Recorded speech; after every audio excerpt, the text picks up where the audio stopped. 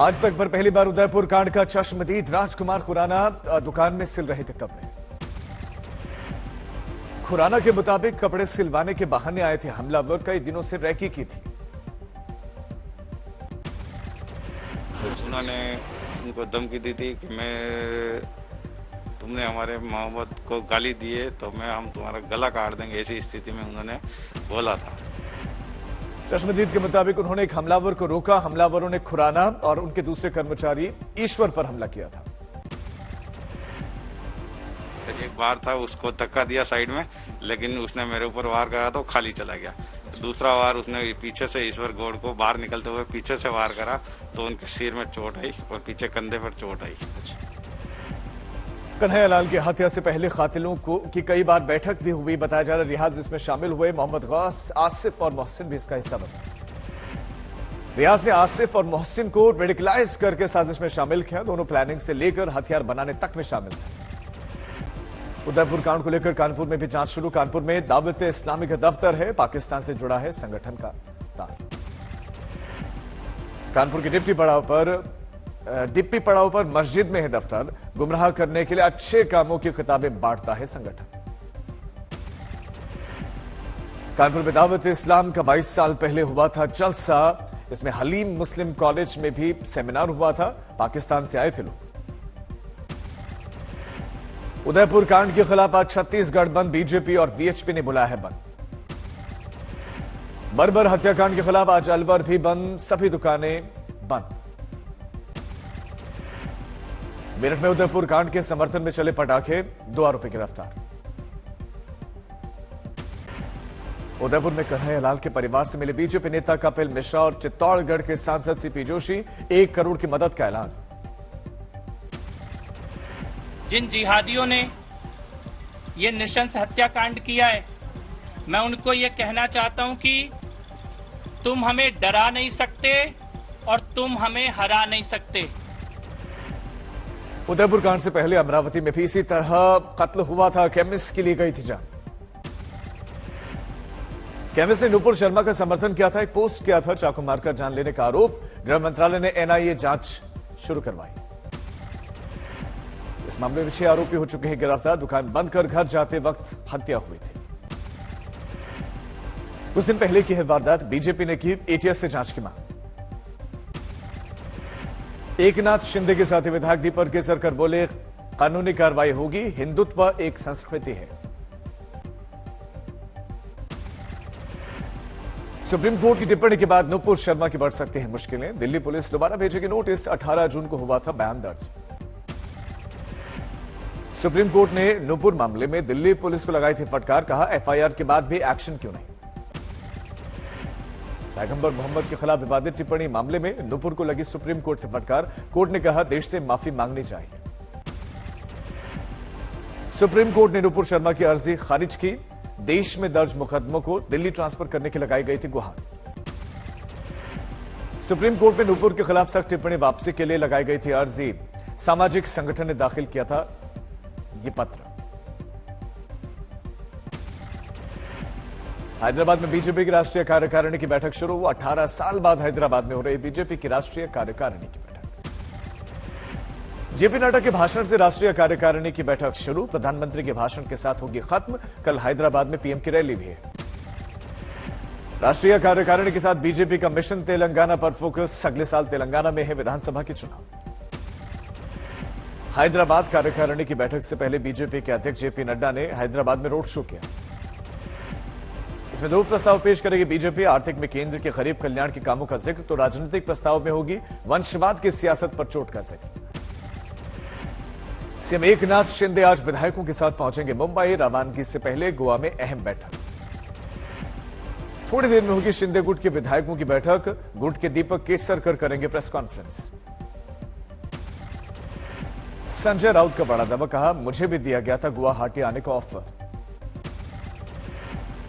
उद्धव खेमे ने राजन साल्वी को स्पीकर पद का उम्मीदवार बनाया। शिंदे गुट के उम्मीदवार हैं राहुल नार्वेकर। पत्र लिखकर उद्धव ठाकरे ने एकनाथ शिंदे को सभी पदों से हटा दिया है। दिल्ली से जबलपुर जा रहे स्पाइस जेट की विमान में अचानक खराबी। दिल्ली में हुई इमरजेंसी लैंडिंग। केबिन से उठा धुआं और इसके बाद दिल्ली वापस लौटा विमान।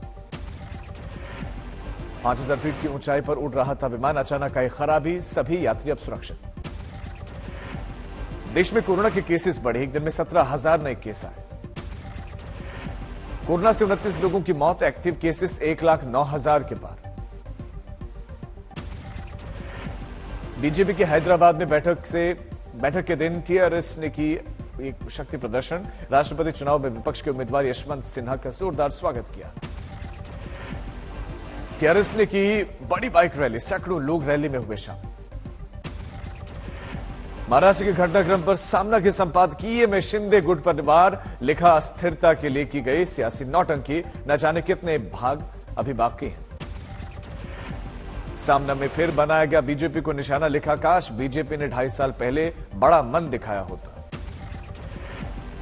बक्सर में पार्षद विकास काम नहीं होने से खफा है, अफसर के खिलाफ टावर पर चढ़कर विरोध जताया गया। भारी बारिश के बाद यमुनोत्री नेशनल हाईवे कनेडा के पास बंद, वाहनों की लंबी लंबी कतारें।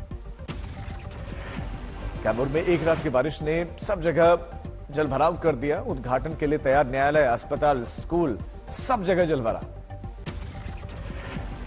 मणिपुर में जबरदस्त लैंडस्लाइड, नोनी जिले में दर की जमीन, रेस्क्यू ऑपरेशन जारी है।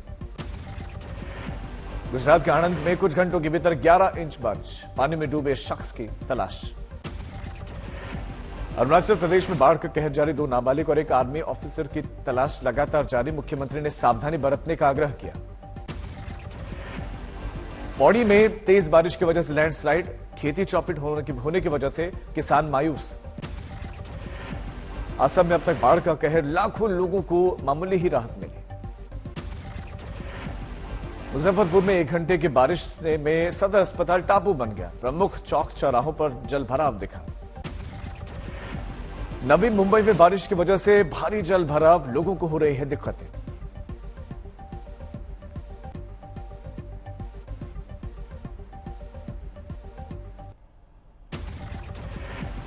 बुकर विजेता हिंदी लेखिका गीतांजलि श्री ने किया इंडिया टुडे साहित्य वार्षिकी 2022 का लोकार्पण। फिल्म सिटी स्थित मीडिया प्लेक्स में लेखक, साहित्य प्रेमी, प्रकाशक और पत्रकार थे मौजूद। 1992 में शुरू हुई साहित्य की चर्चित वर्षिका का 11वां अंक। 2022 की साहित्य वार्षिकी में हिंदी और दूसरी भारतीय भाषाओं के 50 से ज्यादा रचनाकारों की कृतियां शामिल हुई। इस बार किया गया नया प्रयोग, साहित्यिक रचनाओं के साथ शौकिया फोटोग्राफर्स की फोटो भी शामिल की गई। चुनिंदा कहानियां और कविताएं हैं साहित्य वार्षिकी की खासियत। बुकर है, बड़ा अच्छा लगा, लेकिन मैं उसको अपने से थोड़ा दूर ही रखती हूँ। अच्छा बहुत लगा है, लेकिन वो ऐसा नहीं कि मेरे ऊपर हावी हो गया। वो गीतांजलि श्री बुकर पुरस्कार विजेता है। रामपुर में मालगाड़ी पटरी से उतरी, शाहजहांपुर के पास हादसा हुआ, जीआरपी की टीम मौके पर पहुंची। हाजीपुर में अंतरजातीय शादी करने पर साले ने जीजा को मारी गोली, पुलिस को आरोपी की तलाश है। सीतापुर में गैंगस्टर रमन साहनी के खिलाफ बड़ा एक्शन, सारी संपत्तियां जब्त। गुरदासपुर में बड़ी मात्रा में हेरोइन पकड़ी गई, तस्कर गिरफ्तार। करीमगंज के पास बाढ़ का कहर, रोड का एक हिस्सा पूरी तरह बहा। भारत के पहले वोटर की उम्र हुई 105 बरस, किन्नौर के जिला प्रशासन ने मनाया जन्मदिन। चेन्नई में पौधारोपण की मुहिम बढ़ी, मुख्यमंत्री स्टालिन ने पौधे लगाए। भोपाल में भी पौधारोपण मुहिम चली, मुख्यमंत्री शिवराज हुए शामिल।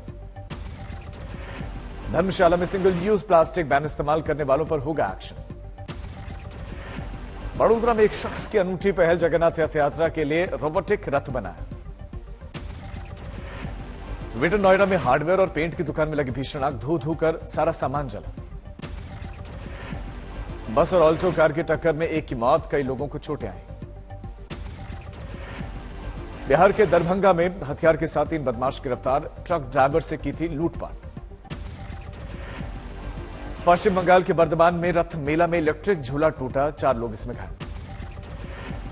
दलदल में फंसे बुजुर्ग को पुलिस वालों ने बचाया, रेस्क्यू ऑपरेशन का वीडियो वायरल। पांचवें टेस्ट में भारत की खराब शुरुआत के बाद शानदार वापसी, ऋषभ पंत का ताबड़तोड़ शतक। दिन खत्म होने तक भारत का स्कोर 338 पर 7 विकेट। जडेजा शानदार 83 रन बनाकर नाबाद हैं। सिर्फ 98 रन पर भारत की आधी पारी सिमट गई थी। नीरज चोपड़ा ने तोड़ा एक और कीर्तिमान, 89.94 मीटर भाला फेंककर बनाया national record. Stockholm diamond league में सिल्वर जीता। कोपेनहेगन में शुरू हुआ प्रतिष्ठित टूर डी फ्रांस। कुल 176 राइडर होंगे इस साइकिलिंग प्रतियोगिता में शामिल। टॉटनहम में बड़ा दाव, फॉरवर्ड खिलाड़ी रिचार्लिसन के साथ ये 5 साल की डील। अभी तक एवर्टन से यहां से खेलते थे।